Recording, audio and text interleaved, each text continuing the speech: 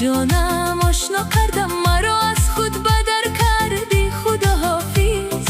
الا ای رهنمای دل، مرا افکنده پای برگل، رهی خود را دیگر کردی خداحافظ.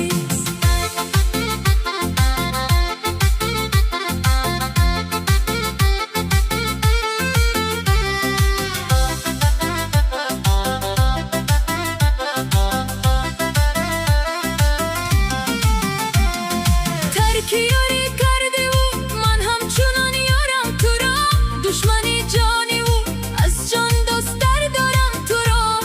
گر بسات خاری جفا آزرده سازی خطیرم، خطیری نازک به برگ گل نیازارم تو را. تو به دادم میرسی، آهم به کیوان میرسه، تو به قدرم میرسی، عمرم به پایان میرسه. تو یاری را هم میشوی، از راه تو مشکل آسان میکنی، صد مرگی آسان میرسه. تو یاد میاری زی من، به یاد میافتم زی در، تو یاد میاری زی من، به یاد میافتم زی در.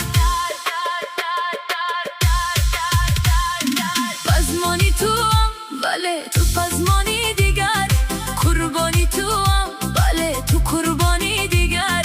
چون ناز کنی به جان و دل مقبولم، جانانی منی، بله تو حسنی دیگر. با یادی تو شب روز با فرمانی تو هم، اما تو چرا برای فرمانی دیگر؟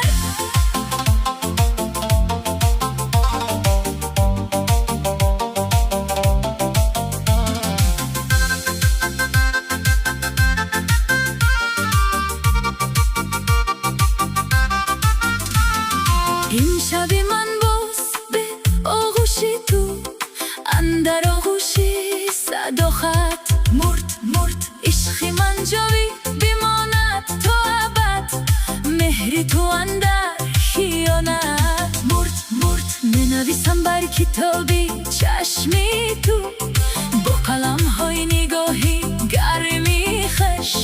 بهزی جانم دوست دارم تو را، میفشانم پیش پایت قلبی رش.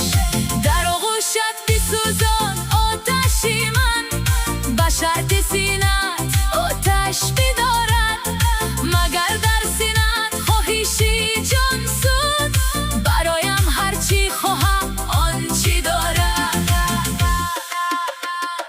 حروف عشق را در دفتری غم، پسی هم چیده زار گیرم.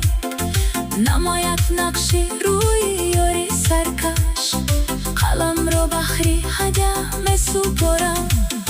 حلقه می سازد میانت را به شفتر یاری تو، یادآور حلقه های موی تو در گردنم.